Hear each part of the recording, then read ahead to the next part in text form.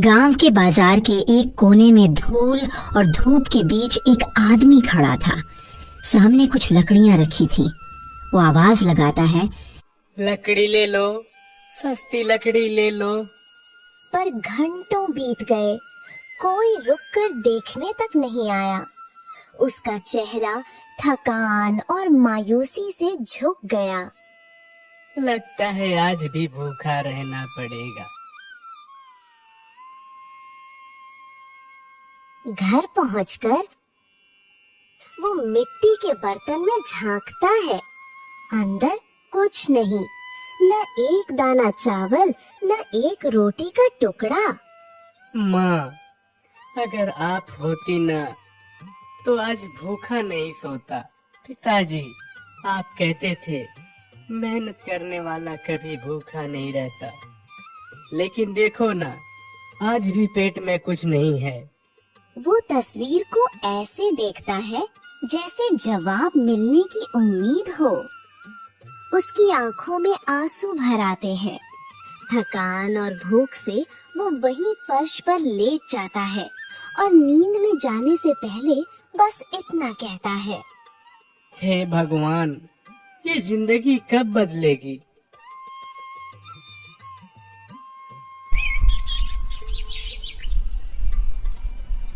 अगली सुबह वो फिर वही करता है। कंधे पर कुल्हाड़ी रखता है और जंगल की ओर निकल पड़ता है। रास्ते में खुद से बड़बड़ाता है, आखिर जन्म क्यों लिया मैंने। हर दिन वही भूख, वही दर्द। लगता है किस्मत ही मुझसे नाराज है। हे भगवान, ये जिंदगी कब बदलेगी। अरे राजू, तो कहाँ जा रहा है? हे भगवान, ये जिंदगी कब बदलेगी। लगता है तेरी भगवान ने सुन ली। चल अब मेरा कर्जा चुका दे। साहूकार जी, अभी तो हालत बहुत खराब है। लकड़ी बेचूंगा तो दे दूंगा, बस थोड़ा वक्त और दे दीजिए। वक्त? मैंने जो तुझे पैसे दिए थे उस पर अब 30% का ब्याज चढ़ गया है। या तो अभी चुका दे या फिर मेरे सिपाही तेरी हड्डियां तोड़ देंगे। राजू घबरा जाता है, हाथ जोड़कर कहता है, ऐसा मत कहिए साहूकार जी, जितना कहेंगे उतना दे दूंगा, बस थोड़ा वक्त और चाहिए। हाँ, आप सही समझा ना। चल निकल यहाँ से, और याद रख, अगली बार खाली हाथ मत दिख जाना। राजू की आंखों में आंसू भर आए। राजू चुपचाप चलता जा रहा था। धूप तेज थी, पैर थक चुके थे, मगर मन उससे भी ज्यादा बोझिल था। तभी, अरे काकी, आप यहाँ क्या कर रही हैं? अरे बेटा, भगवान भला करे तेरा। कहाँ जा रहा है इस धूप में? जंगल की तरफ जा रहा हूँ काकी, लकड़ी काटने। घर में कुछ बचा नहीं है। अरे बेटा, तूने कुछ खाया भी है या नहीं? कहाँ काकी, आज भी किस्मत ने खाली बर्तन ही दिखाए हैं। देख बेटा, मेरी मान तो आज शादी कर ले। एक औरत घर में होगी तो तुझे वक्त पर रोटी देगी और तेरी लकड़ियाँ बेचने में मदद भी करेगी। जिंदगी अकेले नहीं कटती। काकी, मेरी हालत देखकर कौन अपनी बेटी देगा। चलो, भगवान जब चाहेगा तब सही वक्त आ जाएगा। ठीक है बेटा, भगवान तेरा भला करे। जा, आज थोड़ी जल्दी लौट आना। जरूर काकी, आप अपना ध्यान रखना। राजू मुस्कुराता हुआ जंगल की ओर बढ़ गया। वो जंगल की तरफ धीरे धीरे बढ़ रहा था। तभी उसकी नजर दूर किसी बूढ़े आदमी पर पड़ी। एक बाबा ध्यान में बैठे हुए साधु पहनावे में शांत और सुस्त धूप में बैठे थे। यह जरूर कोई तपस्वी होंगे। शायद उनसे अपनी बात कर लेनी चाहिए। प्रणाम बाबा। प्रणाम बेटे, तुम अर्जुन लोहार के बेटे हो। अर्जुन लोहार, आप मेरे पिता के बारे में कैसे जानते हैं? वो तो बहुत समय पहले चले गए थे। मैं बहुत कुछ जानता हूँ बेटा, वो बातें जो लोग जमाने से छुपा लेते हैं। पर सुनो, जब तुम लकड़ी काटने और बेचने के काम में ही लगे रहोगे तो तुम्हारी परेशानी कभी कम नहीं होगी। पर बाबा, वही तो मेरा पेट चलाता है। मैं जंगल जाऊंगा, लकड़ी काट कर बेचूंगा, इससे तो किसी तरह गुजर बसर हो ही जाता है। घर जाओ और वही बंद कमरा खोलो जिसे तुम्हारे पिताजी ने सख्ती से बंद कर रखा है। वहाँ के पुराने औजार और हथियार निकालकर लोहार का काम फिर से शुरू करो। कमरा खोलना पर पिताजी ने कहा था कि वह बंद रखें। उन्होंने मना किया था कि कोई नहीं खोलेगा। बेटा, मांगना और मना करना अलग बात है। मना डर से होता है और मांग किस्मत बदलने की हिम्मत से। अगर तुम मेरी बात मानोगे तो तुम्हारे सारे दुख धीरे धीरे कम होंगे। मेहनत और हिम्मत से नसीब बदलता है और एक दिन लोग तुम्हारे बदलते भाग्य पर हैरान रह जाएंगे। और हाँ, तुम्हारे नसीब में तो राजा बनना लिखा है। क्या बाबा, राजा बनना? आप मजाक कर रहे हैं क्या? मेरे आसपास वाले लोग भी मुझ पर हंसते हैं, कहते हैं ये लोहार का बेटा अर्जुन लकड़ियां बेचकर जीता है, और आप भी मेरे से मजाक कर रहे हैं। मैं मजाक नहीं करता बेटा, सच्चाई है। मैं तुम्हें सिर्फ रास्ता दिखा रहा हूँ, चलना तुम्हें होगा। अगर मैं गया और कमरे को खोला तो क्या होगा? तो क्या मैं पिताजी की बात तोड़ने वाला नहीं बन जाऊंगा? पिता ने जो कहा वो उस वक्त सही था, पर वक्त बदल गया है। कभी कभी पुराने बंधन तोड़ने पड़ते हैं। याद रखना, औजार हमेशा सम्मान से उठाना, क्योंकि उनकी धातु से ही तुम्हें नई ताकत मिलेगी। और अगर दिल से काम करोगे तो नसीब खुद बदल जाएगी। एक बात और बेटा, किसी बात पर जल्दी से फैसला मत करो। अब जा, अपने घर की ओर जा। वैसे मेरे पिताजी ने कमरे में ऐसा क्या रखा होगा? वो तो तुझे कमरा खोलने के बाद सब पता चल जाएगा। फिर राजू वापस अपने घर आ जाता है। बाबा की बातें राजू के मन में गूंजती रही। शाम का वक्त था। राजू घर पहुंचा थका हुआ, पर अंदर कहीं हल्की सी उम्मीद थी। राजू के कदम उस कमरे की ओर बढ़ने लगे। वही कमरा जिसे उसके पिताजी ने हमेशा मत खोलना कहा था। बाबा ने कहा था इस कमरे में मेरी तकदीर छुपी है। अगर पिताजी ने मना किया था तो क्या कोई कारण नहीं होगा? जैसे ही दरवाजा खुला, सामने एक बड़ी सुंदर मूर्ति थी। मूर्ति किसी राजकन्या की तरह लग रही थी। उसके चेहरे पर मुस्कान, आंखों में जैसे जीवंत चमक। पास ही कुछ लोहे के बर्तन और तलवार पड़ी थी, और कोने में एक पुरानी भट्टी और धौंकनी रखी थी जिस पर जंग लगी थी। हे भगवान, ये सब क्या है? पिताजी ने तो कहा था यहाँ कुछ भी नहीं है, पर ये मूर्ति और ये भट्टी, इसके पास इतने सारे सामान रखे पड़े हैं। मूर्ति की आंखें इतनी सुंदर थीं कि ऐसा लगता था जैसे वो कुछ कहना चाहती हो। राजू ने कांपते हुए हाथ से मूर्ति के गाल को छुआ। ठंडी थी, पर एहसास ऐसा कि जैसे जिंदा हो। पिताजी, आपने मुझे यहाँ आने से क्यों रोका? तुम सुन सकती हो क्या? शायद नहीं, पर अगर तुम सुन पाती तो मैं एक बात बताता कि मैं कितना थक गया हूँ। हर दिन भूखा सोता हूँ, मेरी हंसी उड़ाई जाती है। वो कमरा अब एक रहस्य बन चुका था। वो मूर्ति कुछ नहीं बोलती। अगली सुबह राजू फिर उसी कमरे में गया। कमरे के एक कोने में पुराने बर्तन रखे थे, धूल से ढके पर मजबूत। उसने धीरे धीरे उन्हें उठाया, साफ किया और एक टोकरी में रखकर बाजार की ओर चल पड़ा।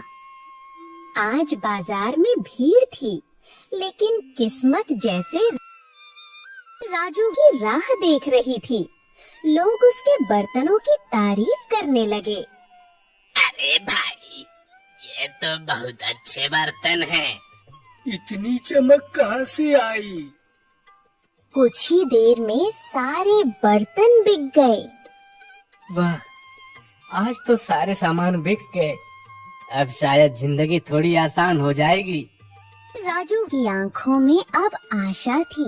वो मूर्ति के सामने खड़ा होकर हंसते हुए बोला, देखा, आज मैं सारे बर्तन बेच कर आया हूँ। इतने सारे पैसे मिले हैं कि 2 दिन का खाना आराम से हो जाएगा। शायद अब किस्मत बदलने लगी है। वहाँ वही बर्तन फिर से रखे थे, एक भी कम या ज्यादा नहीं।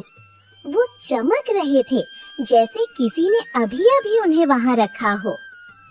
ये कैसे हो सकता है? मैं तो इन्हें बेच आया था। क्या मैं सपना देख रहा हूँ? जरूर इसमें कोई बात है, कोई रहस्य है इन बर्तनों में। शायद ये किसी तरह का वरदान हो सकता है। अगले दिन उसने फिर वही किया। वो बर्तन उठाकर बाजार गया और जैसे पिछली बार, इस बार भी सब बिक गए। हर बार जितने बर्तन बेचता, अगले दिन उतने ही फिर से कमरे में रखे मिलते। धीरे धीरे उसकी गरीबी कम होने लगी। घर में रोशनी और रोटी दोनों लौट आई। पर अब उसके दिल में एक नया एहसास जन्म लेने लगा था। पता है, अब मुझे तुमसे बातें करने की आदत सी हो गई है। हर खुशी, हर डर अब तुम ही से कहता हूँ मैं। और आज सच कहता हूँ, मुझे तुमसे प्रेम हो गया है। पर मैं भी क्या कह रहा हूँ, तुम तो ठहरी एक मूर्ति, चुपचाप और सुंदर सी। पर फिर भी न जाने क्यों मुझे ऐसा लगता है जैसे तुम सब सुन सकती हो। राजू अब रोज उसी तरह करता। सुबह बर्तन बेचने जाता और शाम को लौटकर उसी मूर्ति से बातें करता। कभी अपनी तकलीफें कहता, कभी अपने सपने, कभी अपनी हंसी। धीरे धीरे उसे लगता जैसे मूर्ति अब उसके अकेलेपन की साथी बन गई हो। आज तो तुम और भी सुंदर लग रही हो। कभी कभी सोचता हूँ, काश तुम बोल पाते तो शायद मेरी बातों का जवाब भी मिल जाता। मूर्ति की आंखों में हल्की सी चमक आई और फिर एक मधुर पर गंभीर आवाज सुनाई दी। राजू। कौन बोल रहा है? मैं हूँ राजू, वही जिससे तुम हर दिन बातें करते हो। राजू की आंखें फैल गईं। वो यकीन ही नहीं कर पा रहा था कि एक लोहे की मूर्ति उससे बात कर रही है। तुम बोल सकती हो? ये कैसे हो सकता है? तुम तो एक लोहे की हो। हाँ राजू, मैं लोहे की हूँ। तो फिर हुआ क्या था? ऐसा क्या हो गया कि तुम लोहे की बन गई? मुझे श्राप मिला था, ऐसा श्राप जिसने मेरे शरीर को लोहे का बना दिया। किसने दिया था ये श्राप? आखिर तुम कौन हो?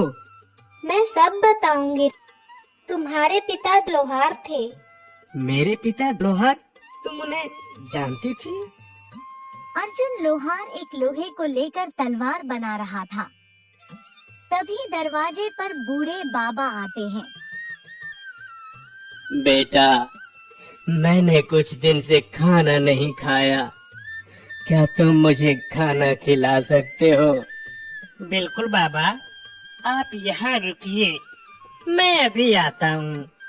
आपको भोजन की व्यवस्था करके लाता हूँ। अर्जुन लोहार उठता है और बाबा के लिए भोजन लेने बाहर दूसरे घर चला गया।